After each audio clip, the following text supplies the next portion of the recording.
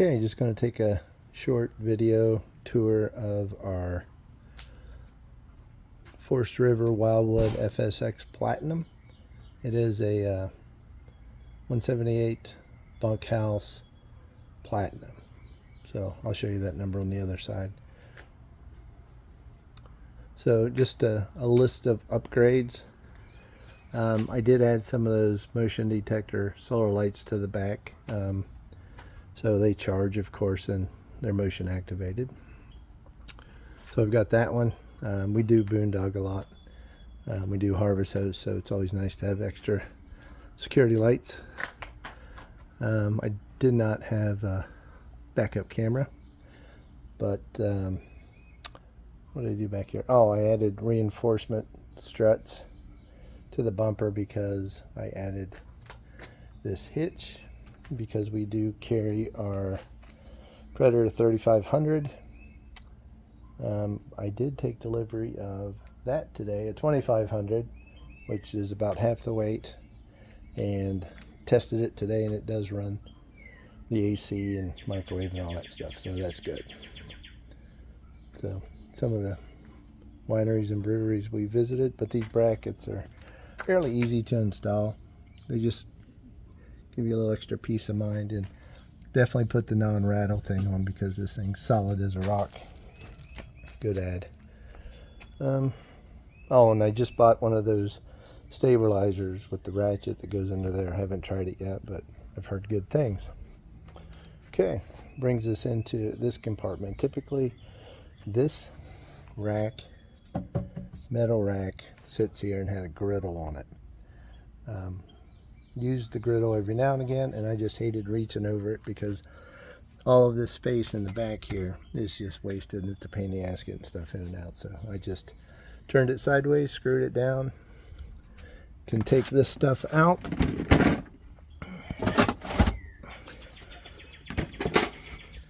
And then access some of that stuff back there. So it worked out pretty well. I like it. I just thought of that today. I was going to cut this off and do some other stuff, but I like this much better. Oh.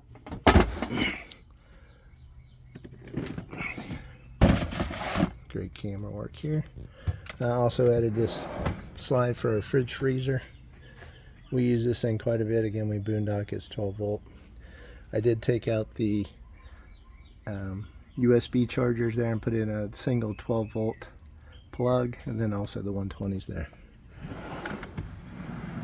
I have a lithium ion phosphate 4 battery that will sit right in this area. It can sit behind. I've had it back there before traveling. I'm still testing it out. We've taken it on 2 trips. I put it in one of those Napa battery boxes that has all the plugs, which is pretty cool. Highly recommend that. Just finished this today. Just added a table since I took up some space here. I needed a place to put my grill, so added that. So that's kind of neat. I think that's it on the outside, except for 2 6-volt golf cart batteries for more amp hours and longer stays. So that's the camper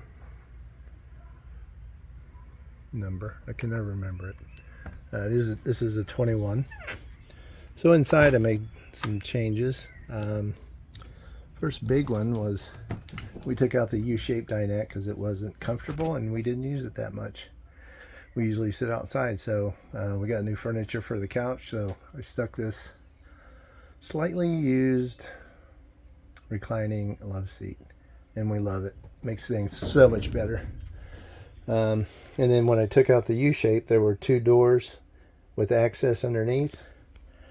And then this whole space here, if you own one of these, you know you have one hatch over here and it goes all the way over. So this area underneath here is kind of useless. So I took those 2 doors, screwed them on, and cut holes. So now I have access to all this usable space. Pretty simple. It took me about 20 minutes, and those doors were sitting in my garage, and I just said, let's try it. Nothing really changed up here. I am going to add a strut to this because it doesn't stay open. It's a pain to load. So I'll give me a little strut. I think that's probably hopefully the last thing that I'm going to do. Got my thing. Right here's where the TV, the TV backer was there. But I bought a thing with 2 brackets. So put one over here. And most of the time we just use Netflix or Prime. I'm not worried about the aerial. So I'll just plug it in there. Where is it? It's that unit there. It's pretty small. Hangs there. And it actually swings out of the way so you can still use the microwave. Easy peasy. I did get that thing because it's bright in the morning. Had some spare wood, so I built a little cover for that. Put a non-skip backing on it. So I think that was a spare piece from a piece back here. So that's about it up front here. Big changes back here. This used to be double bunks. The bunks came diagonally across and they were, I guess, full size. But they just were tough to get in and out. You couldn't open this door, but it would stop, right there. So it was kind of cramped. That compared to that is huge for a bigger fella like myself. No changes in here yet. But back here, cut out the bunk. This is the outside kitchen. I had to keep that space covered. There's the outside showers behind there. So I just built a little removable shelf. I've got it in there with hasps. You can let them loose and that comes out in case you have to service that. But up here, I did reinforce all of this. We don't plan on having anybody sleep up there, but a little kid, up to 100 pounds could have fit up there no problem. And it's 24 inches. So we did use one of the mattresses. My wife cut it down and re-sewed it. So there's one of the mattresses. And we have had people sleep there. My daughter's 5'11", and she fit. She slept there. My wife sleeps there sometimes. It's a nice, cozy little place. Not sure what kind of totes we're going to get up here, but we're going to get something. That's temporary. So we got to figure out what we're doing here. So I had to move the light down here because it was right there in the middle. Put up some hooks, which were handy. We just got back from West Palm Beach and we collected a bunch of shells. So I liked them. So I just made a little trim piece, cover up the screw holes. Hat hooks. I think that's about it. But it definitely made this unit more livable. Of course, that bed still comes down. It functions like it should. But definitely more usable for what we do. Boondog, Harvest Host. And it's comfy now. Before it was just hard to come in here, get comfortable. Odd place for the TV. You would have to sit on that uncomfortable ass couch. So most of the time that bed just stays down. We actually had 5 of us in here at a winery in Ohio a couple weekends ago.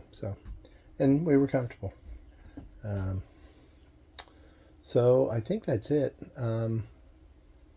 I'll probably post this. I do have a YouTube account, so I'll throw it on there and title it. So if anybody's interested in any of these things I did, any of the issues that I had to work around, most of it's pretty straightforward. I redid a 30-foot Class C RV about 3 years ago, gutted it and redid it. So this was actually kind of nice working on new stuff. All these trim pieces these are all new. Trim back here. When you take stuff apart, you're going to have holes. So I like to trim things out. These are new. I got to touch them up a little bit. I've got some paint issues. New trim down around there. That's it. Again, if you have any comments, questions, let me know. Thanks. Bye.